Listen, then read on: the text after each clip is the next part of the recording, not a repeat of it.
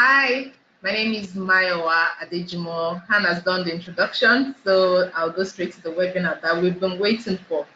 Building a business in Nigeria. For you to build a business in Nigeria, there are some certain things that you need to harm yourself with, even if it's in another country. So for this webinar, we'll be covering my decision to study in the UK, why I chose Bournemouth, why I chose the course, how the course has helped me to shape up for my career path since my graduation, and advice if you want to build a career as an entrepreneur or you want to work for someone else. I chose the UK because UK has a diverse culture. You find a lot of ethnic people in the UK, and it has a good cultural history with my country. So there was ease of getting visa. The language wasn't a problem, and I could combine working as well as a graduate student, and at the same time going for my studies. And I could learn from the top new universities in the UK. Actually, the BU ranks as one of the top 10 new universities in the UK. So I'll be sharing why I chose Bournemouth. For those of you that don't know where Bournemouth is on the southwest coast of England. It has lots of beaches, clean beaches, and although it's a comparatively smaller town to London, but the transport system is fantastic. The shopping centers are wow, and it's got a good students' social life. That's one of those are what formed my decisions to study in Bournemouth. Um, why I chose public health. I have a primary background in veterinary medicine.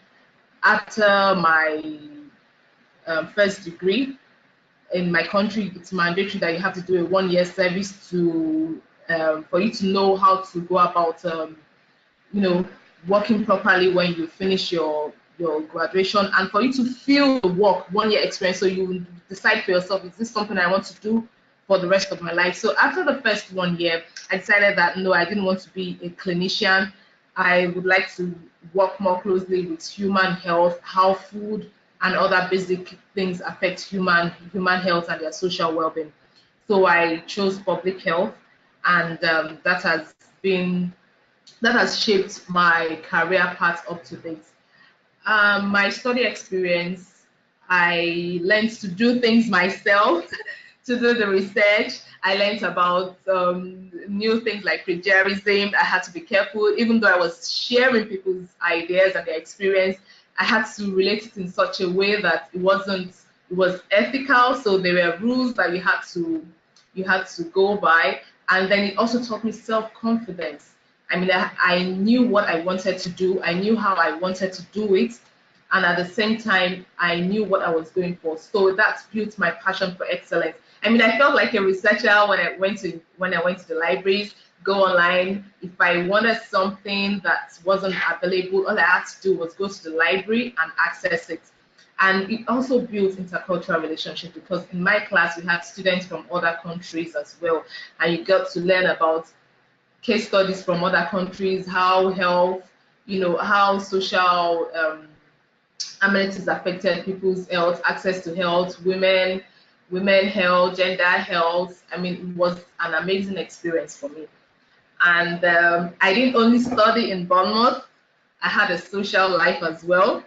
I went to the beach and I enjoyed it. In fact, I was up in the air here. And then I came on board BU as a BU scholar. I had a scholarship which I was happy at the end of the day that I justified. And so we had a BU scholar dinner.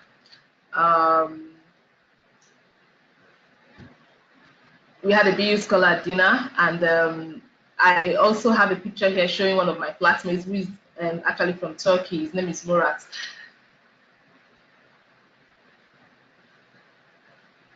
Okay, so how has public health prepared me for my next step? In any postgraduate course that you are going in for, you will be given coursework to do, and you would have a time frame to do that coursework, to submit your assignments, irrespective of whatever your work schedule or your working schedule outside your school is. It will teach you discipline, time control, time management, And going through all the courses, I could relate to them one way or the other. If I personally couldn't relate to them, I had someone that could relate to them. So we went through health promotion, we went through gender health, we went through um, health issues with different people from different socio-economic background, access to health for different people. It's really opened my eyes, because I used to think that certain issues were only peculiar to my home country. But when I went through these case studies and doing this research, I was able to see that no, health affects people in different ways. It wasn't just your physical health, your social health, the basic amenities such as food, water, clothing, also impacts the general health well-being of people. And my career path since graduation, when I finished, of course, I did a post-study work abroad. I gained some experience. I even volunteered for the British Red Cross. I learned customer service skills.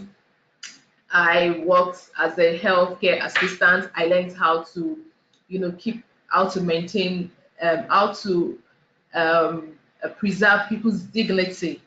I mean, it's all shaped my career path. I started working in a food company. I helped them set up their operations, and after a while, I felt it was time for me to move on. So I set up Freshly Yours, and from the name itself, it's all about fresh farm foods. I was mesmerized by going to the supermarket, going to the superstores in the UK, and anytime you went there, you find fresh foods on the shelves. And I thought about, okay, if this food is one of the basic amenities anywhere in the world, whether you're rich, poor, whatever, you have to eat food, and you need to access food in a way that you can always go there continuously.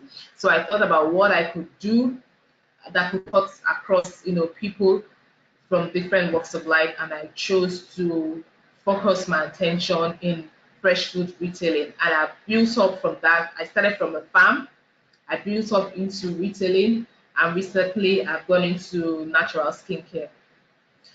So if you want to build a career after your post-study, if you want to work for someone to gain experience, or you want to try out what you have learned on your own, you should be open to opportunities. Opportunities come in different ways. Opportunity might be just volunteering for a function in your department, or volunteering for a function in the community. It could also be working in as an unpaid intern. Yes, unpaid. What you are getting is valuable experience that will come. It will be useful to you in the long run. You can also do weekend jobs without auntie, without uncle, without roadside shop. You could do weekend jobs as well. You could operate in the merchandise, as a floor assistant. You may think that these are mundane jobs, but knowing how to arrange things in a particular way at a particular time, attending to customers, they are valuable experience that you will need, whether you're working for someone or you're working on your own. You could also start your passion from your own. Yes, a lot of people do that. You can see people posting Instagram pictures, Facebook pictures, how to do this, what they've done. From there, people will begin to take interest in what you do, the skills that you can offer. The emphasis is on skills, the skills that you bring on the job, the skills that you learn from doing a certain task.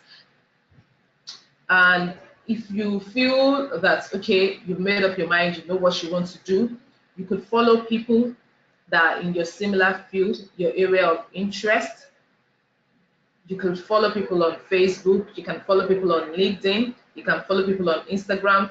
Don't just follow. If someone makes a post that is interesting, you can leave a comment thread, or say, for example, or someone posts about fashion, or I made this dress, and you could say, oh, okay, oh, this dress would be nice to go on with a necklace, a blue colored necklace, a bag to go, or it's suitable to wear in summertime, or you could try mixing with the jacket.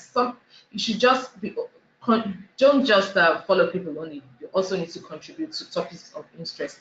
And if you feel inclined, if you have a flair for writing, You could also start a blog in your interested field if you're led to do so. And very, very important, the first people that are your customers that get to know what to do are your family and friends. If your family and friends don't know that you have a skill in doing this, in doing something, I mean, you're missing it out. That's a free target market. It's a free audience. Let your family and friends know what you do. You can bake, you can do an MC, you can design a website. I mean, anything you can cook, you can create recipes, you can teach, anything that you can do. Let your family and friends know, and always give free. Put your skills at the events that they're holding that you think you can contribute to. Now, how do you get to learn some of the things? How do you get to improve on some of the things that you already know? It's called internet. There is a lot of stuff going on internet and on social media. You can learn a lot of things in your area. And then in my own country, I'm using that as a case study. We have a lot of WhatsApp chat groups. There's WhatsApp chat groups for new mothers. There's WhatsApp chat groups for how to feed your babies. There's WhatsApp chat group how to farm something. There's WhatsApp chat group how to design. I mean, you have little excuse not to know how to go about learning what you want to do. You have Facebook groups, you have the Instagram. I mean, they are key tools that you can learn a lot of things from. And at the same time, I would say along the way, because it's like I don't want to call it a ladder. It's a path. Along the way, you should have trust. You should be open. Don't be afraid that someone is not going to share, give you advice, give you tips. Someone is selling their unique proposition. No, ask what you want to openly. Let the person know, I'm asking because I want to come into this area. I'm asking because I want to be better at what I'm doing.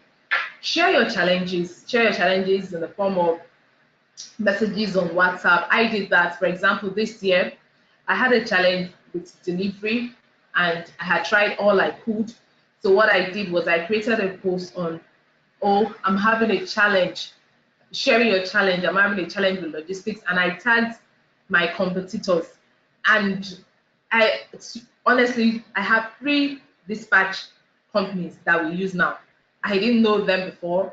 I tried searching, but I didn't just get the results I wanted. So all those channels can, give you solutions to your headaches. Share information. Don't hold information. If you're also looking for information, share information. Give freebies. Then you must attend business meetings. Some of them are free. Some may be paid for. You should attend social events related to your field or your field of interest. And finally, for me, sometimes the road is never smooth. I've never met anybody that's gone on a road and told me on a business road career path and told me that it was smooth all the way. It's never smooth. For the rough times, it is very, very essential, very important for you to keep your sanity, to have a supportive network of friends, of family, of mentor, so that when the things are going tough, it may happen, it does happen. You can find someone to share with, you can find someone to encourage you, you can even find someone to say, hey, take a break.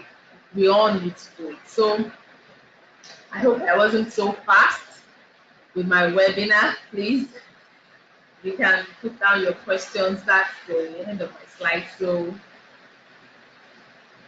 ask your questions now if you want to.